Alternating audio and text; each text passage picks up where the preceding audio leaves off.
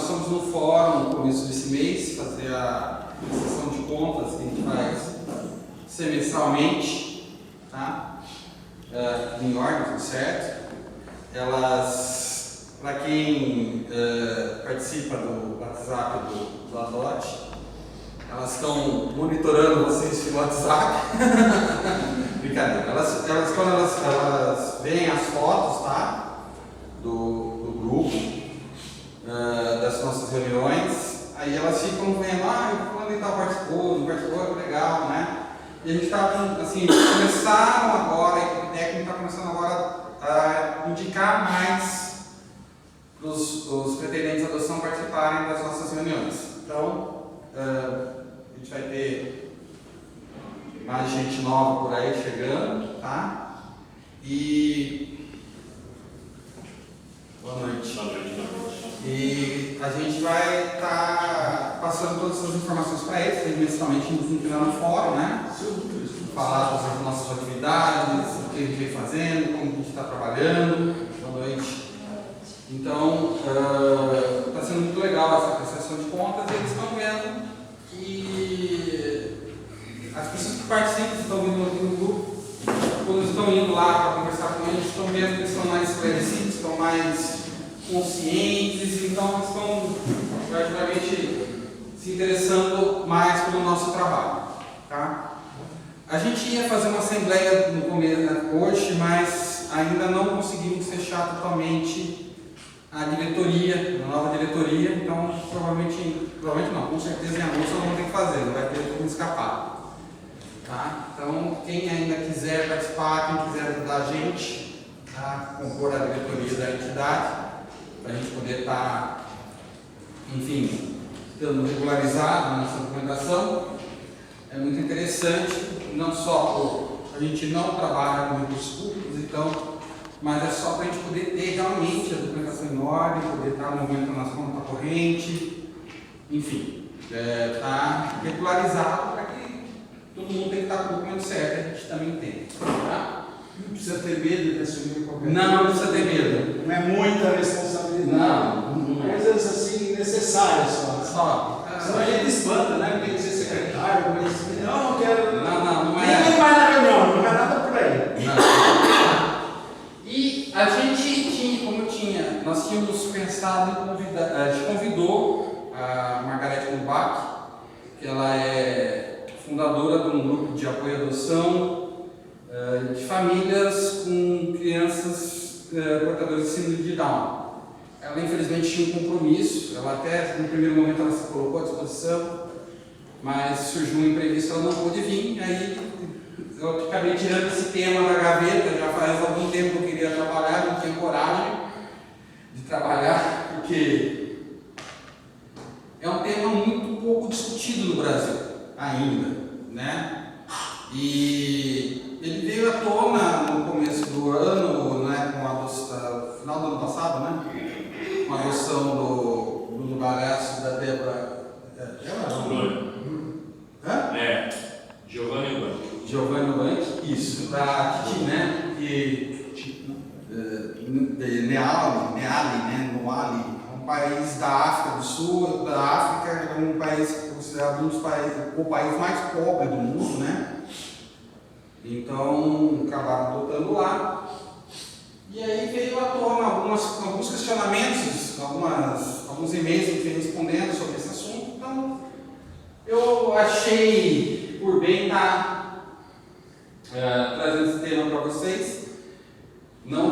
Se alguém se interessar, né? Pelo menos é uma opção, é uma oportunidade que a lei nos dá, que dá aos pretendentes da adoção, e então achei interessante trazer para que vocês entendam um pouquinho, a gente possa estar refletindo juntos.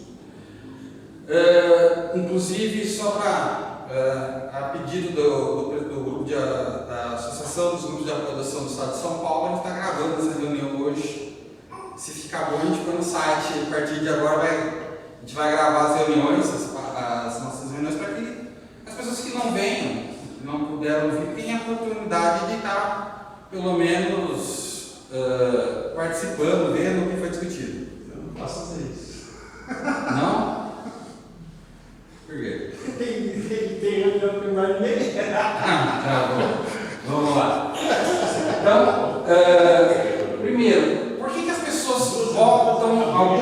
optam pela adoção internacional?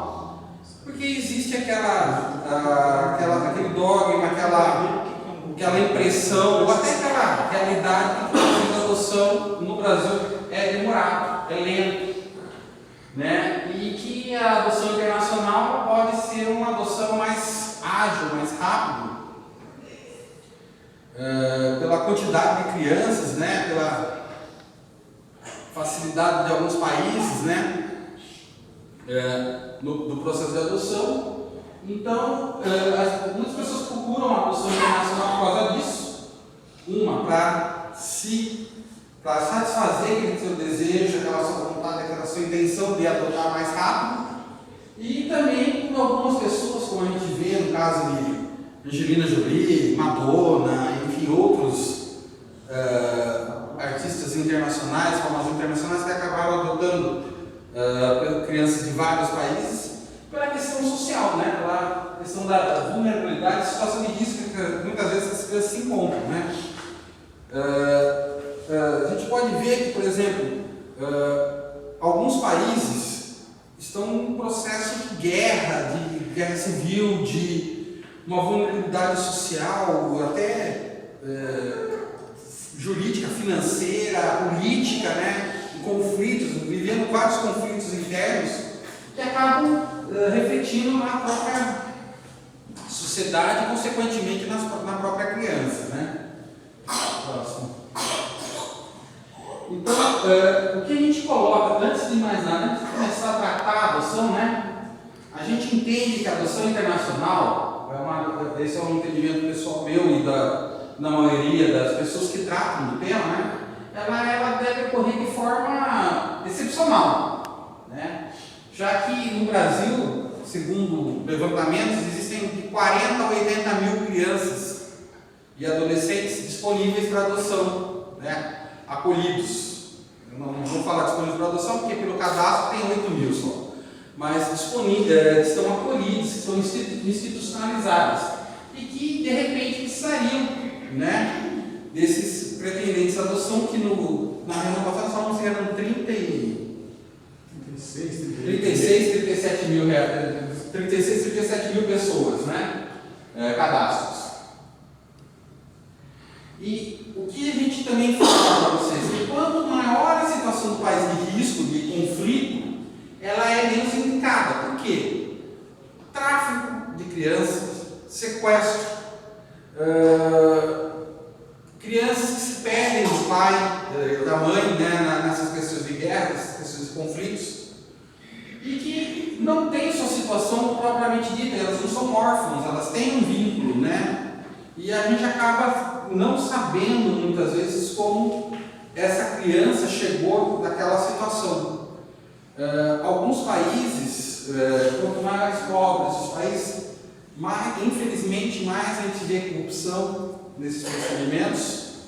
Muito mais fácil você, infelizmente, vou pôr a palavra entre aspas, comprar uma criança, tá? Por quê? É uma forma do Estado se livrar daquele problema, em tese, e muitas vezes é a forma que essas pessoas inescrupulosas, essas pessoas corruptas, que tem em todos os países, não é uma vantagem nossa, né, ou uma desvantagem nossa, melhor pergunta dessa forma, existe. Então, infelizmente, existem agências de adoção internacional que agem de forma escura, de forma às margens da lei e acabam entrando nessa questão e colocando aquela pessoa de boa fé, o seu pretendente, o seu cliente, né, o pretendente à adoção, numa situação da qual ele propriamente não concorde, ou pelo menos ele não tem a ciência devida da situação, dessa questão de vulnerabilidade do laço, né, jurídico que envolve essa criança, e pode ser, que é como eu falei, pode ser vítima de tráfico, pode ser vítima de sequestro, pode ser vítima de N situações, né? Próximo. De maneira, como eu falei, de maneira geral, mas não é uma coincidência, né? Quanto mais as nações, crianças disponíveis para adoção, mais a questão da vulnerabilidade social, ela tem uma relação direta com a quantidade de crianças disponíveis, né? Então, infelizmente, quanto mais pobre, mais situação de a questão do abandono propriamente dito, a questão propriamente dito da falta de condições de saúde, né? Porque a questão financeira ela envolve uma questão de saúde pública, né? A gente pode ver no nosso país, as regiões mais pobres, elas consequentemente têm mais problemas de saúde, consequentemente têm mais mortes e consequentemente têm mais crianças órfãs. Se no nosso país, que entre aspas é um país desenvolvido, onde nós não estamos nem perto da margem de pobreza, né? Nesses países que infelizmente estão um nível abaixo da margem de ter considerado pobre, quanto mais essa pobreza existe, mais ela está relacionada ao abandono, à questão de crianças disponíveis para adoção. E isso não é um reflexo, como eu disse, não é um reflexo nosso só, que no Brasil também a maioria das crianças hoje disponíveis para adoção, ela tem uma questão de vulnerabilidade social. Elas muitas vezes foram vítimas de maus tratos, sim, mas esses maus tratos decorrentes, muitas vezes também dessa questão da pobreza, da vulnerabilidade social, da questão da falta de recursos da família para poder se autossustentar, poder ter uma vida mais digna, né? E proporcionar uma vida digna também para os seus filhos. Com relação a esses países pobres, eles podem lembrar o caso do Haiti, que além de pobreza, tem o caso do terremoto também, né? Terremoto, guerra civil, conflitos políticos, conflitos, né? Um país onde a corrupção é até maior que a nossa. Tá? Então, acho que até brasileiros adotando. Sim. Inclusive há um pacto entre o Brasil e Haiti. Não para adoção, mas para receber haitianos do Brasil, o visto deles para trabalho, para estudo, para emprego, para moradia, ele é desburocratizado, por causa desse vínculo, inclusive, né, que existia entre Brasil e Haiti. E, consequentemente, os países mais ricos são os países que menos têm a menor taxa de natalidade. Hoje nós temos a Europa, França, Itália, Espanha, Portugal, Alemanha, enfim, todos esses países da Europa e até o próprio Estados Unidos hoje, nós estamos chegando nessa situação também, onde a nossa taxa de natalidade ela vem diminuindo. Na Europa, ela já é um fato. Tanto é assim que existem alguns países, né, que até tem uma ajuda de custo para fomentar essa questão da natalidade. Tá? E quanto mais ricos, menor a taxa de natalidade, mais pretendentes à adoção. Só para vocês terem ideia, na Itália, a última pesquisa que eu fiz no ano passado, haviam 18 agências internacionais de adoção, só na Itália. Eu falo da Itália porque eu sou descendente italiano, então eu consigo pesquisar um pouco mais fácil na Itália. Eu falo italiano, então eu consigo ler um pouco melhor os documentos italianos. Então eu pude pesquisar que na Itália tem quase 18 agências internacionais de adoção. A mais conhecida, que inclusive atua no Brasil, é a AIT, né, que é a Amigo dei Bambini, Amici dei Bambini, Amigos de Crianças, né, que ela não trabalha só com adoção, né, ela também é uma agência que trabalha com uma questão de fomentar aquelas famílias nesses locais de vulnerabilidade social. E no Brasil estão desde 1994, salvo engano, né? Eles ficam em São Paulo, aqui no Brasil. Oi. Eu já falei do meu caso, né? Eu trabalho numa empresa multinacional e conversando com um colega americano, quando ele veio para cá, eu falei, eu tenho 2 filhos adotivos e tal. Mas que legal, de que país eles vieram? Nos Estados Unidos é muito comum eles adotarem crianças estrangeiras, por causa exatamente do que o Peterson falou, a natalidade lá é muito baixa. Então eles vão para a Rússia, China, países do Caribe, para buscar as crianças. E eu já trouxe aqui, né, no caso de Timothy Green, um filme que a gente mostrou aqui outro dia, no finalzinho aparece o casal de americanos recebendo uma criança oriental, uma criança chinesa. Então lá é muito mais, digamos assim, difundida essa cultura de adoção de estrangeiros. Tá? Mas também tem uma outra coisa, né? É a facilidade que eles têm de meios para se proteger do que o Peterson falou, do tráfico internacional. Então, assim, nós não dispomos de tantos recursos, assim, e mesmo os pretendentes, né? A gente não tem, não é Giovanni Eubank, desculpa, não é Bruno Galhaço, não é Angelina Jolie. Nem Madonna. Nem Madonna, ainda bem, nós não somos. Mas, o que acontece? A gente acaba ficando, nós também, pretendentes, acabamos ficando vulneráveis. Porque quando a gente vai fazer uma proposta, né, de adoção internacional, a gente não tem todo o amparo que essas pessoas com mais posse, elas têm. Então, quando você se propõe a fazer uma adoção dessa, tem que tomar muito cuidado. Porque, como a gente falou aqui já várias vezes, né, o principal objetivo da adoção é o bem-estar da criança. Não é satisfazer a vontade dos pais. Então, a gente tem que tomar cuidado com isso, porque a criança tem o direito de ficar no seu seio, né, onde ela fica. Mas tem a questão de vulnerabilidade. Tudo bem. Mas e se ela foi arrancada da família para o tráfico de humanos, né? Que acontece.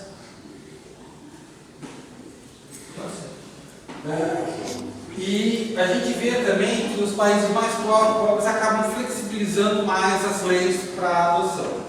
Pelo menos essa era uma constante. Hoje a gente vai ver que não é tanto assim também essa flexibilização. Tá? E como o país mais flexível para adoção internacional, por incrível que pareça, é o nosso. Tá? As exigências novas, a gente quase não tem exigência. As mesmas exigências que são pedidas para nós brasileiros são as exigidas para os estrangeiros. A única coisa que a deles é considerada uma adoção excepcional. É uma exceção à regra. Tá? Então eles não têm a prioridade que nós temos. Em contrapartida, se um brasileiro casado com um estrangeiro e morar aqui no Brasil, eles concorrem de igualdade com todos nós aqui. Ok? Ou um estrangeiro naturalizado já. Tá? Próximo. A adoção internacional se caracteriza pela circulação de crianças e adolescentes entre os países, independente da sua nacionalidade. O que isso significa? Antigamente se pensava que a adoção internacional trocava a nacionalidade da criança. Não, a criança vai continuar sendo japonesa, chinesa, angolana, haitiana, só que ela vai ter pais brasileiros e ela vai ter um assento no Brasil, vai ter um registro aqui no Brasil. Mas a nacionalidade dela não vai mudar. Como nascer em outra cidade. A naturalidade, né, a cidade onde a criança nasceu não muda, tá? Quando a gente adota. É o caso da Lívia. A Lívia é do Paraná e está na certidão de nascimento. Qualquer criança. Oi? Tudo bem? Legal?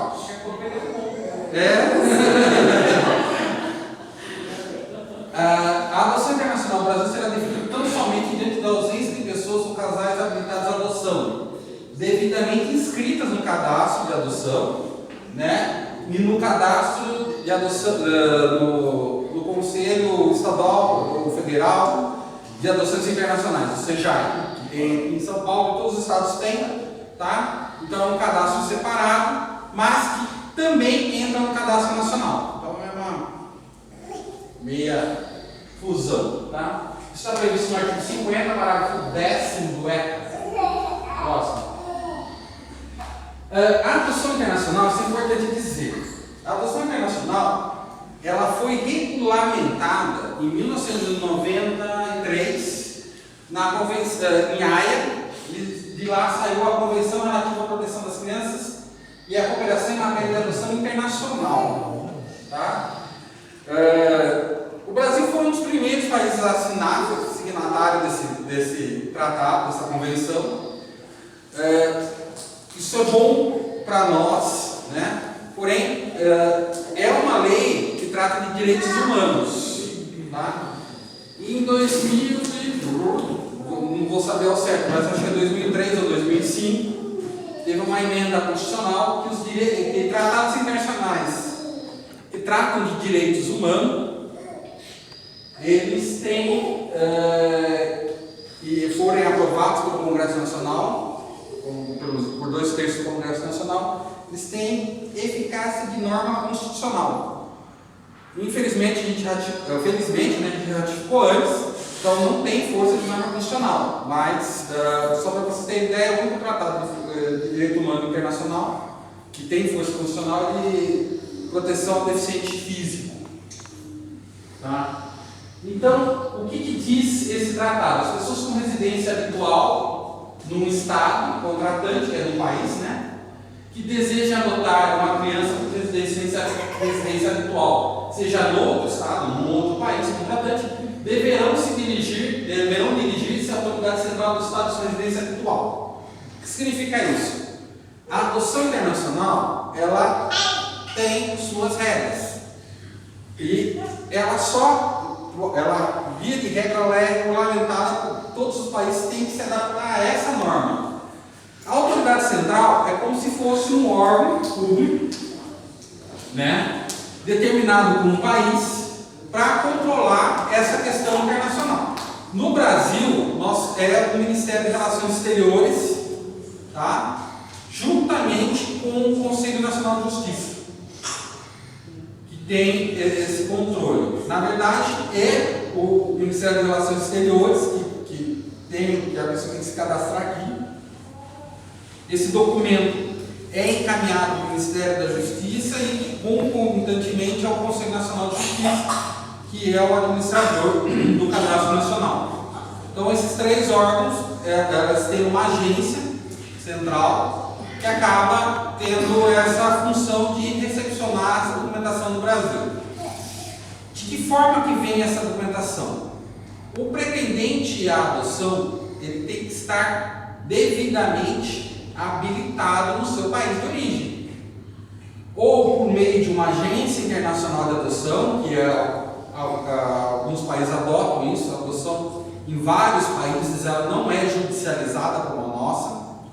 Então, são agências, são entidades que cuidam disso, desse processo de adoção. Então, ela não é uma questão que é propriamente de Estado, nem no Brasil. Ela acaba acontecendo, ela é fiscalizada pelo Estado, mas não é uma função própria do Estado, como aqui no Brasil. E aí a gente acaba tendo essa diferença de regulamentação. Mas aqui no Brasil e em todos os países é assim. O processo é habilitado aqui no país, então o pretendente à adoção ele segue todas as regras do seu país. Aí esses documentos eles são traduzidos para a língua de origem. Não é uma tradução simples, não basta jogar no Google, tá, gente? É uma tradução juramentada, é com um perito, ele tem que ter um registro, é caríssimo, né? Porque você imagine traduzir todas as páginas do processo judicial.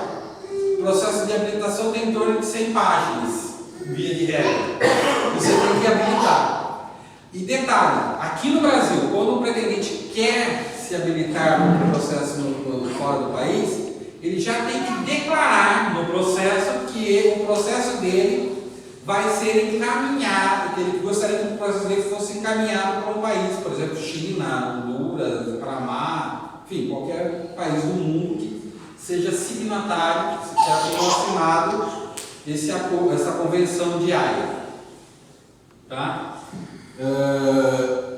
Se a autoridade central do Estado, receptor, considera que os candidatos são elegíveis, ou seja, são aptos, para adotar deverão preparar um relatório, que é o processo, né? Contendo informações sobre identidade, capacidade dos solicitantes para adotar, sua situação, pessoa, familiar, médica, seu meio social, os motivos da sua adoção.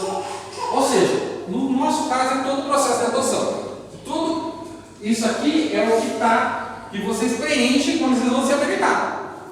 Ah, qual é o motivo? Vocês têm um ato? Então, assim, qual é a característica das crianças? Então, todo o nosso processo de adoção, ele já está pronto, em tese, para ser habilitado fora do país. Se chama de carta precatória? Mais ou menos, porque não é uma carta precatória propriamente dita.